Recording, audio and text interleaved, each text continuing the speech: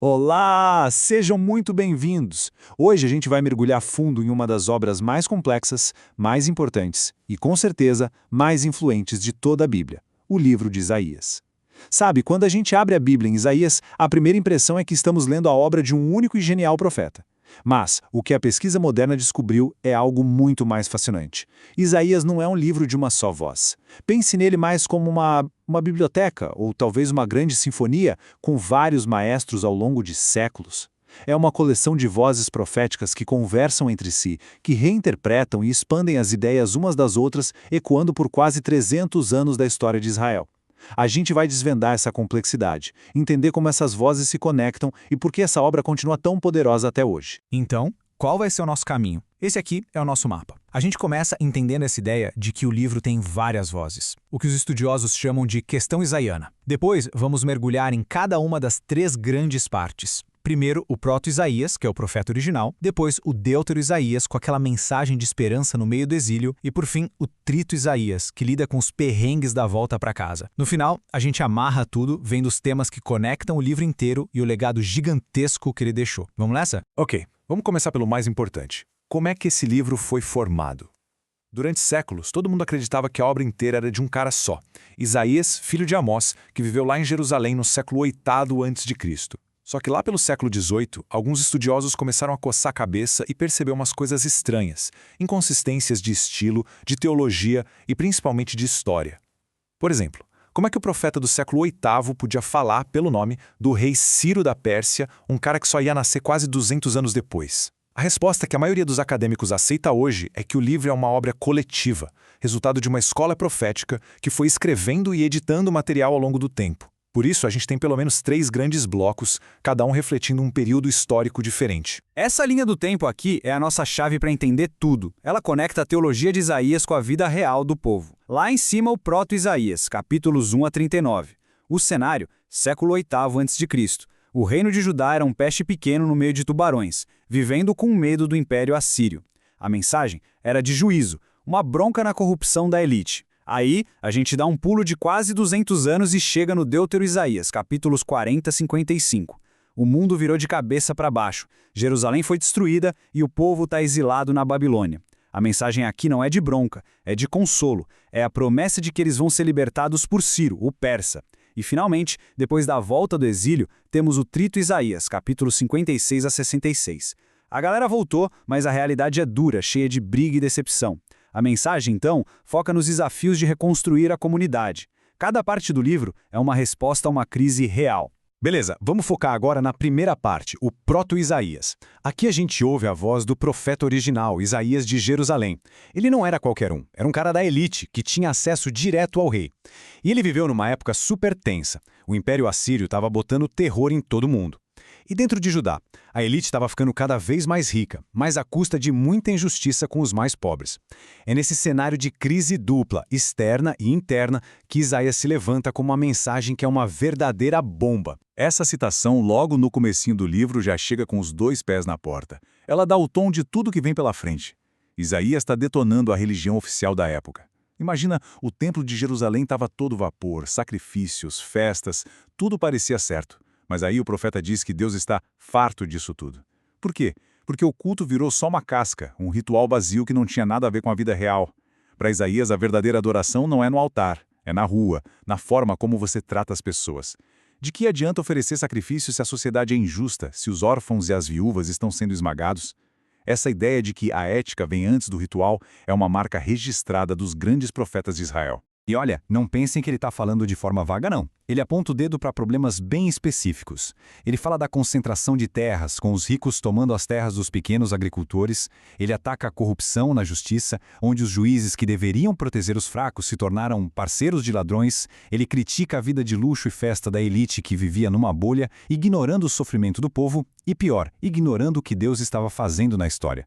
É um verdadeiro raio-x, preciso e sem dó, da sociedade daquela época. Ok, um conceito que a gente precisa entender para sacar Isaías é este, o Santo de Israel. Esse é o apelido preferido dele para Deus. Mas o que isso quer dizer? Santo para Isaías não é só sobre ser poderoso ou estar lá no céu. É acima de tudo uma santidade moral. Deus é absolutamente justo, correto, íntegro.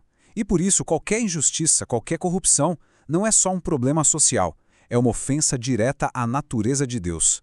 A luta por justiça social para Isaías não vem de uma ideologia política, vem do próprio caráter de Deus. O povo de Deus tem que ser um espelho da santidade dele no mundo. Simples assim. E toda essa teologia desce para o campo da política, do dia a dia. Teve uma época, durante uma guerra, que os reinos vizinhos tentaram forçar Judá a entrar numa aliança militar contra a poderosa Assíria. O rei de Judá, Acás, entrou em pânico.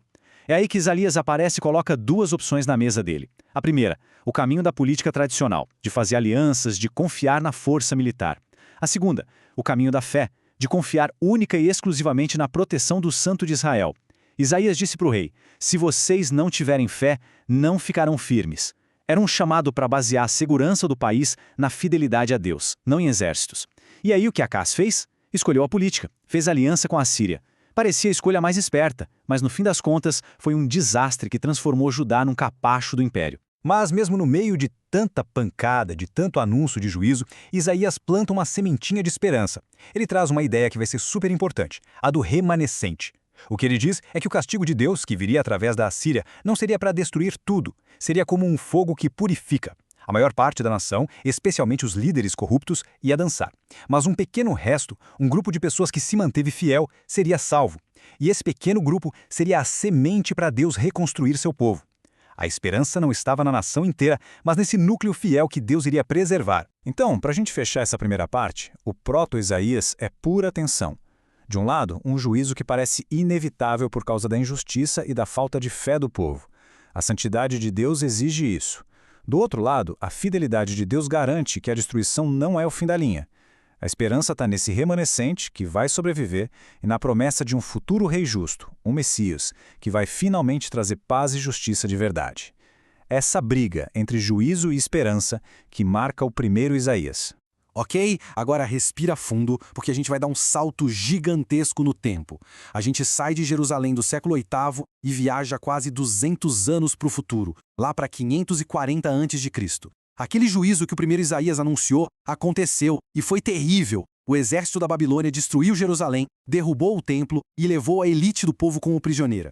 É para essa galera exilada, arrasada, cheia de dúvidas, que uma nova voz profética surge do nada.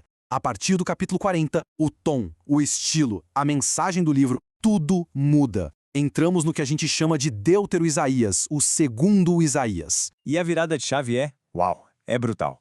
É como mudar da noite para o dia. As primeiras palavras do capítulo 40 são: consolai, consolai o meu povo. Onde antes tinha ameaça e juízo, agora tem um mar de consolo e esperança. O foco não é mais a destruição que vai acontecer, mas a restauração que está para chegar. O profeta diz que o tempo do castigo acabou, a dívida foi paga. Agora Deus vai agir para libertar o seu povo. É uma mensagem de pura graça, para levantar o ânimo de uma comunidade que se sentia completamente abandonada. E qual é a grande promessa aqui? É um novo êxodo. O profeta pega a história mais importante de Israel, a libertação do Egito, e a usa como modelo para o que Deus vai fazer agora. Só que, ele diz, esse novo êxodo da Babilônia vai ser ainda mais espetacular. Não vai ser uma fuga no desespero, mas uma marcha triunfal, com o próprio Deus na frente, transformando o deserto em jardim. Mas a parte mais louca, mais ousada, é quem Deus vai usar para fazer isso. Não um novo Moisés, mas um rei estrangeiro, Ciro, o imperador da Pérsia. Esse profeta chama Ciro de pastor de Deus, e até de ungido, que em hebraico é Messias, mostrando que Deus é tão poderoso que usa até os reis de outras nações para cumprir os seus planos. Pensa na cabeça do exilado na Babilônia. Eles estavam no centro de um império politeísta com deuses poderosos como Marduk. A pergunta era: nosso Deus perdeu para os deuses da Babilônia? E a resposta do Deutero-Isaías é a afirmação mais radical de monoteísmo que a gente encontra na Bíblia. Ele não diz que o Deus de Israel é mais forte. Ele diz que os outros deuses simplesmente não existem. São nada, são uma farsa. A frase "eu sou o Senhor e não há outro" se repete o tempo todo. E é essa fé radical num Deus único que dá a base para a esperança do profeta. Se o nosso Deus é o único, criador de tudo, então nem o império mais poderoso da terra pode impedir seus planos de nos salvar. E para deixar bem claro que os outros deuses não são nada, o profeta usa uma ferramenta genial, o deboche, a sátira. Ele descreve com um sarcasmo incrível como se faz um ídolo. Pensa na cena. Um cara pega um pedaço de madeira. Com metade ele faz fogo para se esquentar e cozinhar. Com a outra metade, ele esculpe uma imagem, se ajoelha na frente e pede: "Me salva". A ironia é pesadíssima. Como é que um pedaço de madeira que você mesmo fez pode ter algum poder? Ao mostrar o quão ridículo é isso, o profeta estava fortalecendo a fé do seu povo, dizendo para eles confiarem no Deus vivo e não nos ídolos do império. Agora a gente chega num ponto que é talvez o maior mistério e a maior pérola de todo o livro, a figura do servo do Senhor. Em 4 poemas, conhecidos como Cânticos do Servo, o profeta fala de um personagem com uma missão especial. No começo ele é escolhido para levar justiça para o mundo todo, mas de um jeito discreto, sem gritaria. Depois a gente descobre que o caminho dele é cheio de sofrimento e rejeição. O ponto alto é no capítulo 53, onde esse servo é descrito como alguém que sofre e morre, não pelos seus próprios erros, mas pelos erros dos outros. O sofrimento dele cura, o sofrimento dele salva. Mas quem é esse servo? O povo de Israel, um profeta, um rei futuro? É um debate enorme que dura até hoje. E claro, para os cristãos, essa figura encontrou seu rosto em Jesus de Nazaré. Resumindo a ópera do Deutero Isaías, ele pega o maior desastre da história de Israel e o transforma no ponto de partida para a maior obra de salvação de Deus. Ele constrói uma teologia poderosa baseada num monoteísmo radical para dar esperança a um povo que não tinha mais nada. E com a figura do servo sofredor, ele muda completamente o jogo, apresentando uma ideia de salvação não pelo poder, mas pelo sacrifício de amor. Beleza, vamos para a reta final, os capítulos 56 a 66, o chamado Trito Isaías. O cenário mudou de novo. O rei Ciro cumpriu a profecia e deixou os judeus voltarem para casa. A grande promessa começou a se realizar. Mas a realidade que eles encontraram foi bem diferente do sonho. A terra estava devastada, Jerusalém em ruínas e a comunidade rachada. O otimismo inicial virou decepção e briga. É para essa comunidade em crise que o Trito Isaías, ou as vozes dessa sessão, se dirige. E a grande pergunta no ar era: e agora? O que a gente faz? Quem somos nós? As velhas certezas tinham sumido. Não tinha mais rei, o templo ainda estava sendo reconstruído. Como se definir como povo de Deus? Quem faz parte dessa nova comunidade? Só quem voltou do exílio? E os estrangeiros que querem participar? Como a gente deve adorar a Deus de um jeito verdadeiro? São perguntas super práticas, e o Trito Isaías tenta dar um norte para essa galera perdida. E o profeta aqui não passa pano, não. Ele joga a real sobre os problemas que a comunidade estava enfrentando, ele detona os líderes, chamando eles de vigias cegos e canhos mudos que só pensam neles mesmos. Ele reclama que o povo continua misturando a fé com práticas pagãs, e, muito parecido com o primeiro Isaías, ele ataca a hipocrisia religiosa. No capítulo 58 tem uma passagem clássica. O povo reclama que jejua e Deus não liga, e o profeta responde que o jejum que Deus quer não é ficar sem comer, é lutar pela justiça, libertar os oprimidos e alimentar quem tem fome. A lição é a mesma, o seu culto não vale nada se a sua vida é injusta. E no meio dessa confusão toda, especialmente sobre quem podia ou não fazer parte do grupo, o Trito Isaías vem com uma visão, uma visão revolucionária, super inclusiva. A tentação era se fechar, criar uma comunidade exclusiva. Mas o profeta faz o contrário, ele abre as portas. Ele diz com todas as letras que estrangeiros e eunucos, que pela lei antiga eram excluídos, seriam bem-vindos no templo. O que importa não é mais a sua etnia ou sua condição física, mas a sua fidelidade a Deus. O templo não é um clube fechado de Israel, mas uma casa de oração para todos os povos. É uma visão de um alcance impressionante. E no final das contas, com tantos problemas no presente, para onde a esperança aponta? Para o futuro. Para o ato final de Deus. A solução definitiva para os problemas da comunidade não está só no esforço humano, mas numa transformação radical que só Deus pode fazer. E a promessa cresce. Não é mais só a restauração de Jerusalém. A esperança se torna cósmica. Novos céus e nova terra.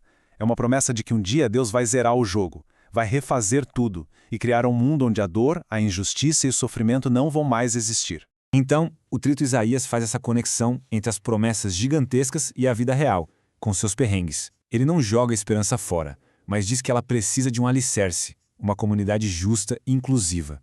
E no fim, ele aponta para o horizonte, para a esperança maior de que Deus um dia vai consertar não só o seu povo, mas o universo inteiro. Ok, a gente viajou por essas 3 partes. Agora, vamos juntar as peças do quebra-cabeça.